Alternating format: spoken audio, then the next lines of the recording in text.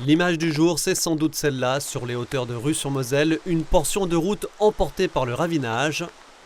Un peu en aval, au niveau de Vagney, une moselotte très haute. Les précipitations de la nuit de lundi à mardi ont été trop importantes sur des sols déjà gorgés d'eau, au point de faire jaillir un geyser en plein cœur de la cour de l'usine Bleu Forêt à Vagney.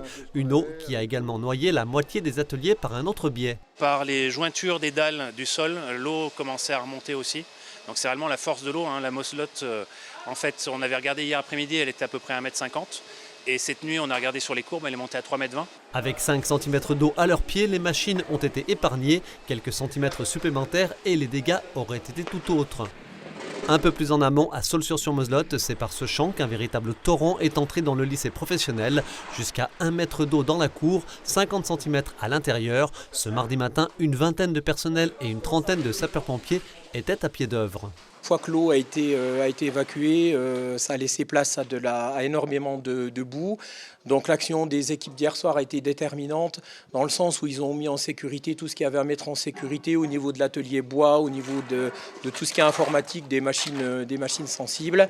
Pour bien se rendre compte de la force de l'eau, la secrétaire générale a tenu à nous montrer les grumes de la scierie pédagogique emportées sur plusieurs dizaines de mètres.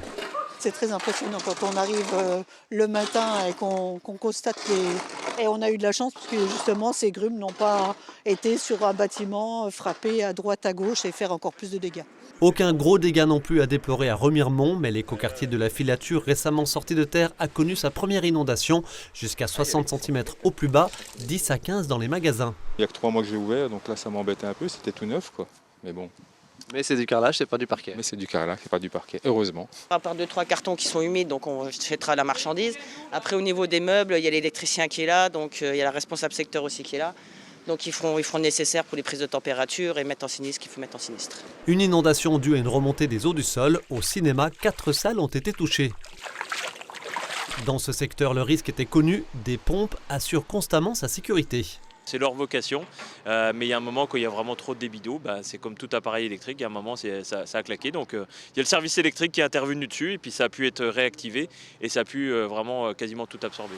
Des prairies inondées et des cours d'eau déchaînés ont pu être observés ce mardi un peu partout sur notre département. Sur ces images, la Meurthe à Saint-Dié-des-Vosges, là la Vologne au niveau de l'Épange. À Épinal, les agents des services techniques de la ville ont mis en sécurité l'espace court. Le pic de crue de la Moselle a été atteint en milieu d'après-midi au niveau de Châtel-sur-Moselle. Bilan des dernières 24 heures pour le SDIS, 220 interventions et quelques 300 sapeurs-pompiers mobilisés sur des crues qui rappellent celles de 2004 et de 2011. Nuit est un petit peu compliquée, donc depuis hier soir, vers 23 h, les premiers appels au niveau du CTA des Vosges suite à des intempéries qui ont touché le sud du département sur un axe ouest-est, donc avec des débuts d'épuisement et d'inondation, qui ont commencé sur le secteur de La Marche, d'Arnay, qui sont poursuivis sur le secteur de Remiremont, le syndicat, Saulxures-sur-Moselotte, sur Gérardmer également.